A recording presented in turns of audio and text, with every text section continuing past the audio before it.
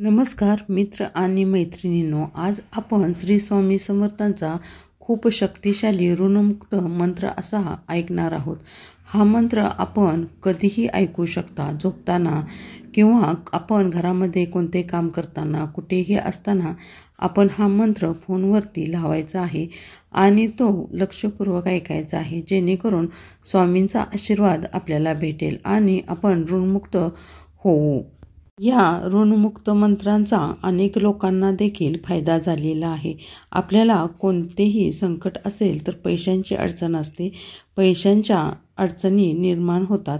या पैशाच्या अडचणी दूर होण्यासाठी हा मंत्र खूप प्रभावशाली आहे। हा मंत्र आपण 108 वेळा नक्की ऐकावा, जेणेकरून आपल्याला याचा नक्की फायदा होईल। आपण नित्यनेमित हा मंत्र ऐकल्याने आपले सर्व इच्छा पूर्ण होतात, ऋणमुक्त आपण होतो आणि स्वामींचा आशीर्वाद आपल्याला प्राप्त होतो।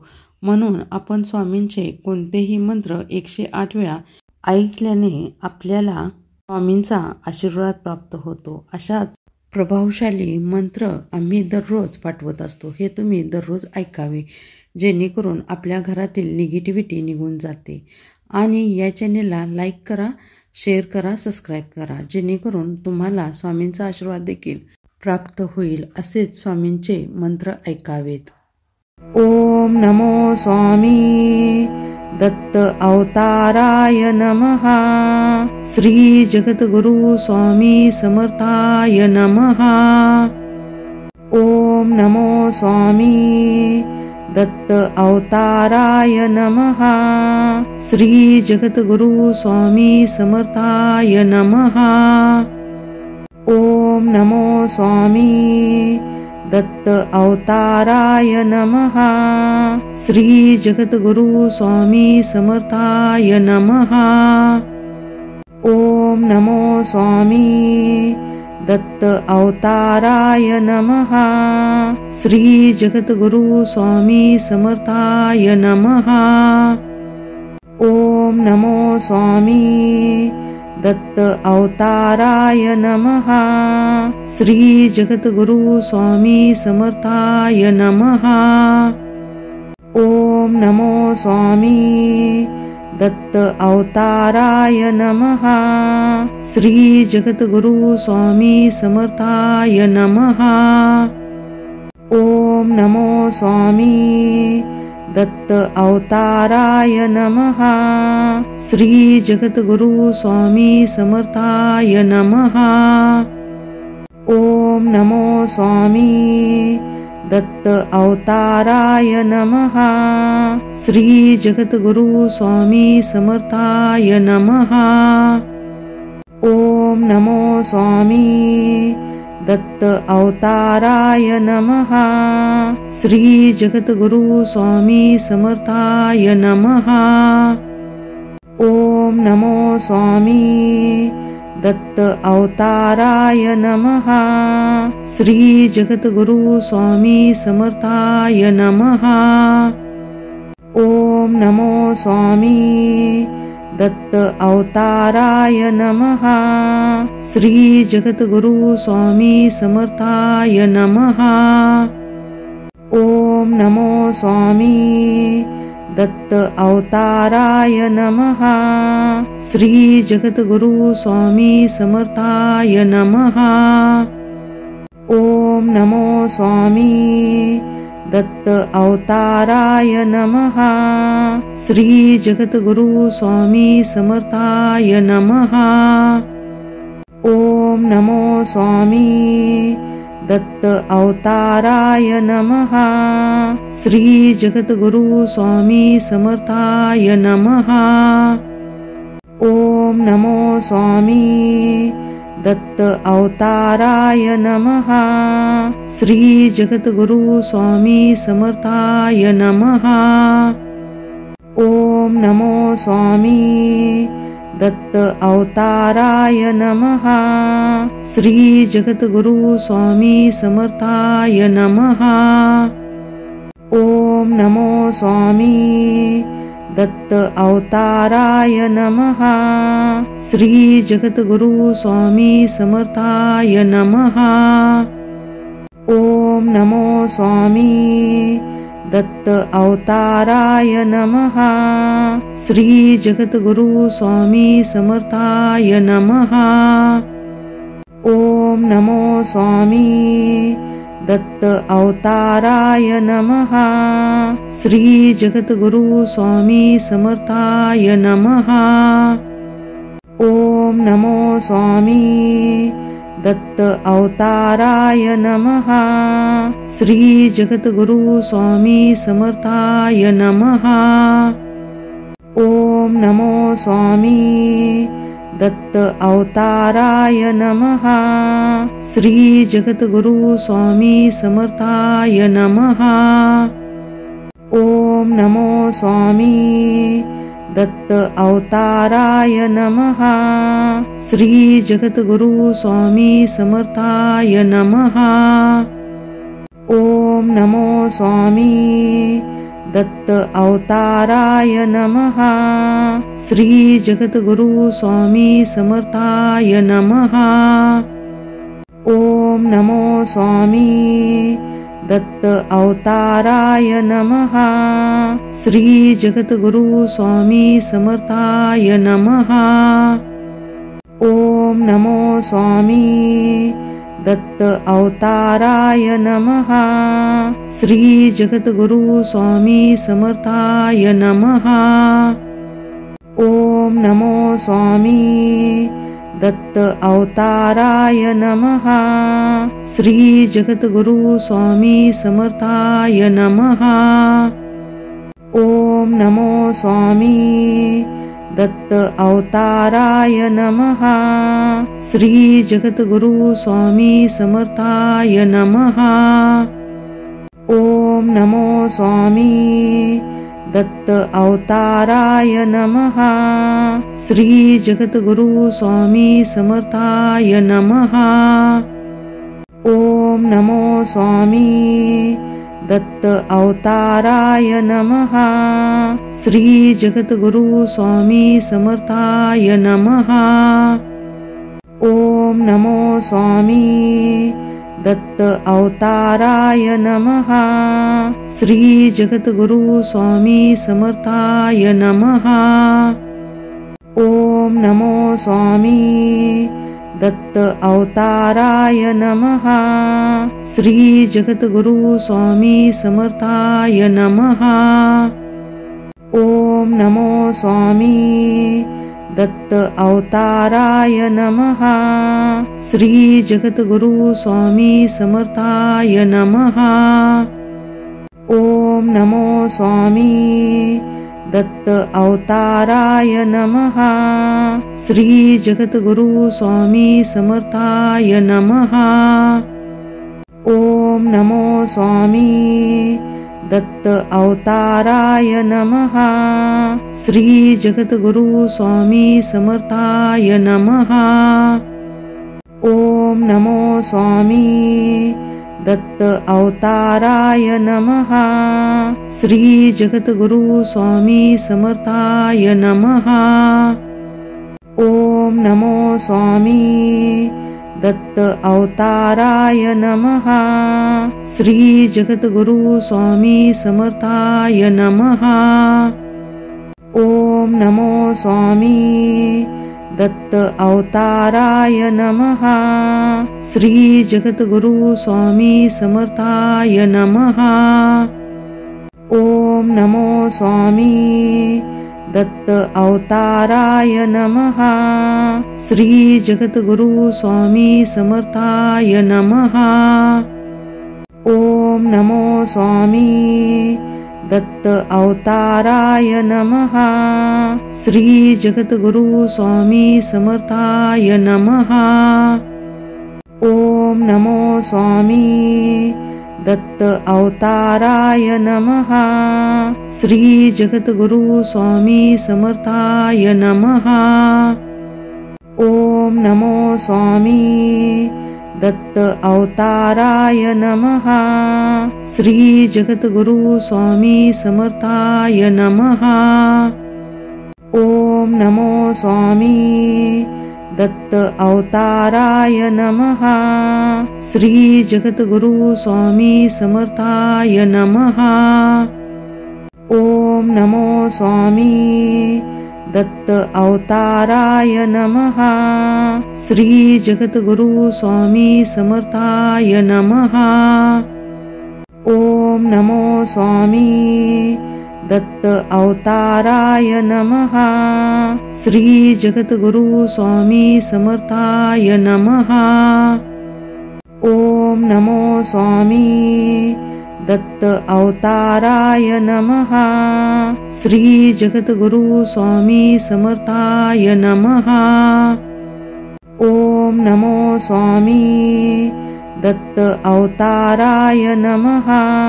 श्री जगद्गुरु स्वामी समर्थाय नमः। ओम नमो स्वामी दत्त अवताराय नमः। श्री जगद्गुरु स्वामी समर्थाय नमः। ओम नमो स्वामी दत्त अवताराय नमः। श्री जगद्गुरु स्वामी समर्थाय नमः। ओम नमो स्वामी दत्त अवताराय नमः। श्री जगद्गुरु स्वामी समर्थाय नमः। ओम नमो स्वामी दत्त अवताराय नमः। श्री जगद्गुरु स्वामी समर्थाय नमः। ओम नमो स्वामी दत्त अवताराय नमः। श्री जगद्गुरु स्वामी समर्थाय नमः। ओम नमो स्वामी दत्त अवताराय नमः। श्री जगद्गुरु स्वामी समर्थाय नमः। ओम नमो स्वामी दत्त अवताराय नमः। श्री जगद्गुरु स्वामी समर्थाय नमः। ओम नमो स्वामी दत्त अवताराय नमः। श्री जगद्गुरु स्वामी समर्थाय नमः। ओम नमो स्वामी दत्त अवताराय नमः। श्री जगद्गुरु स्वामी समर्थाय नमः। ओम नमो स्वामी दत्त अवताराय नमः। श्री जगद्गुरु स्वामी समर्थाय नमः। ओम नमो स्वामी दत्त अवताराय नमः। श्री जगद्गुरु स्वामी समर्थाय नमः। ओम नमो स्वामी दत्त अवताराय नमः। श्री जगद्गुरु स्वामी समर्थाय नमः। ओम नमो स्वामी दत्त अवताराय नमः। श्री जगद्गुरु स्वामी समर्थाय नमः। ओम नमो स्वामी दत्त अवताराय नमः। श्री जगद्गुरु स्वामी समर्थाय नमः। ओम नमो स्वामी दत्त अवताराय नमः। श्री जगद्गुरु स्वामी समर्थाय नमः। ओम नमो स्वामी दत्त अवताराय नमः। श्री जगद्गुरु स्वामी समर्थाय नमः। ओम नमो स्वामी दत्त अवताराय नमः। श्री जगद्गुरु स्वामी समर्थाय नमः।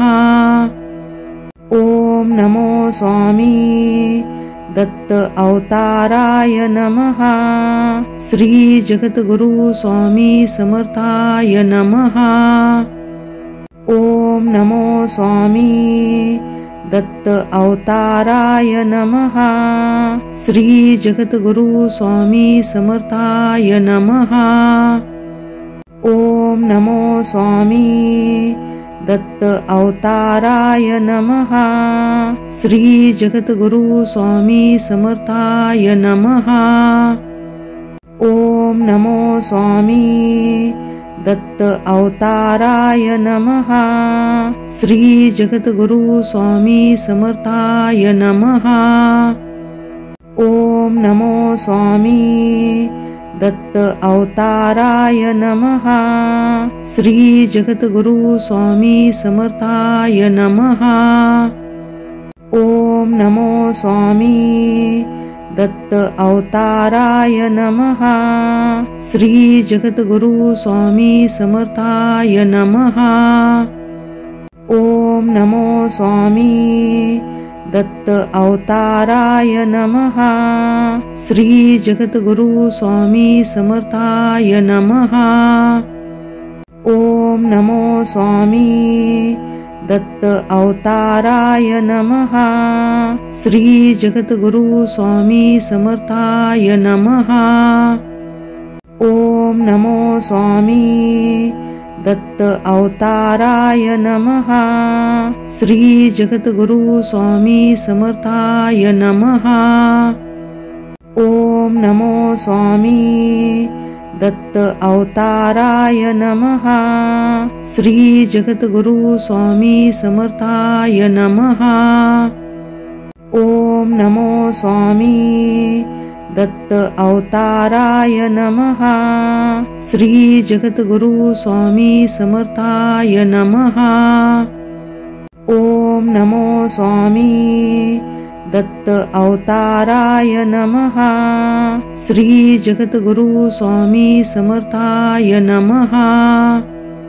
ओम नमो स्वामी दत्त अवताराय नमः। श्री जगद्गुरु स्वामी समर्थाय नमः। ओम नमो स्वामी दत्त अवताराय नमः। श्री जगद्गुरु स्वामी समर्थाय नमः। ओम नमो स्वामी दत्त अवताराय नमः। श्री जगद्गुरु स्वामी समर्थाय नमः। ओम नमो स्वामी दत्त अवताराय नमः। श्री जगद्गुरु स्वामी समर्थाय नमः। ओम नमो स्वामी दत्त अवताराय नमः।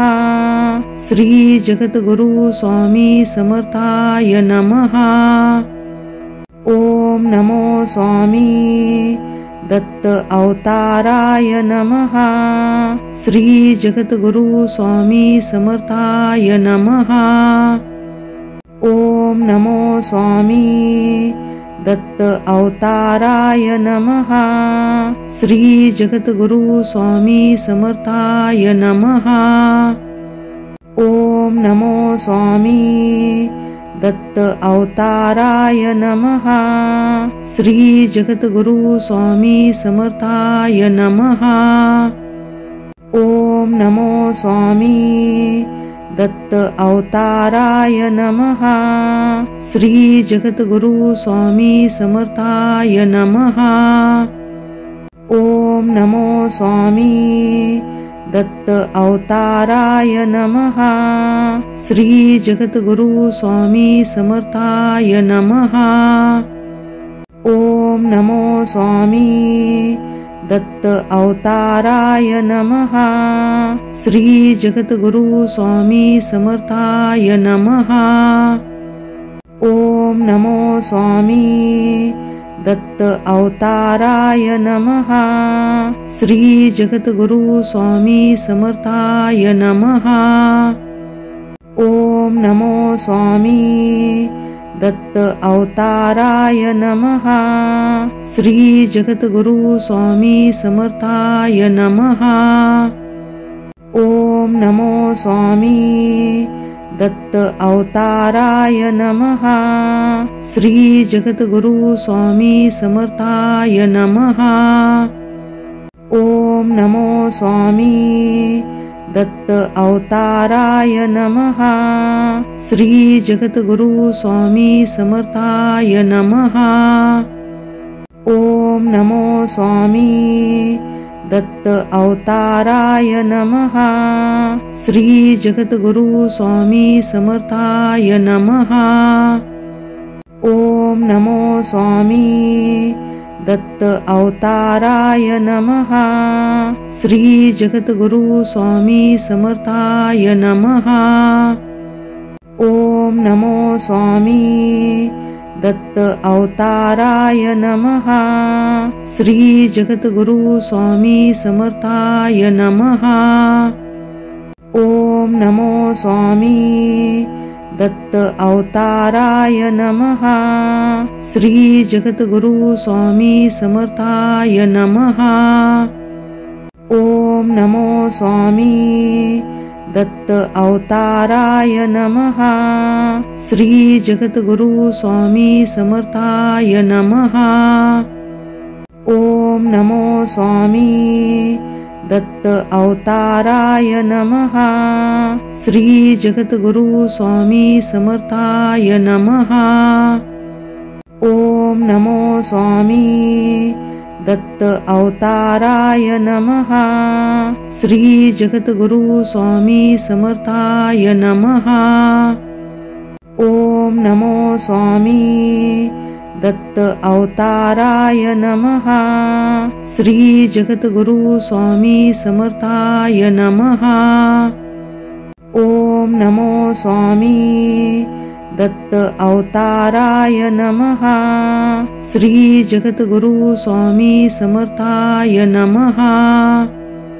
ओम नमो स्वामी दत्त अवताराय नमः। श्री जगद्गुरु स्वामी समर्थाय नमः। ओम नमो स्वामी दत्त अवताराय नमः। श्री जगद्गुरु स्वामी समर्थाय नमः। ओम नमो स्वामी दत्त अवताराय नमः। श्री जगद्गुरु स्वामी समर्थाय नमः।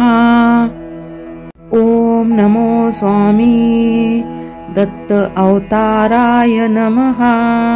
श्री जगद्गुरु स्वामी समर्थाय नमः। ओम नमो स्वामी दत्त अवताराय नमः। श्री जगद्गुरु स्वामी समर्थाय नमः। ओम नमो स्वामी दत्त अवताराय नमः।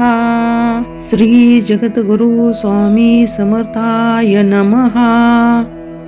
ओम नमो स्वामी दत्त अवताराय नमः। श्री जगद्गुरु स्वामी समर्थाय नमः।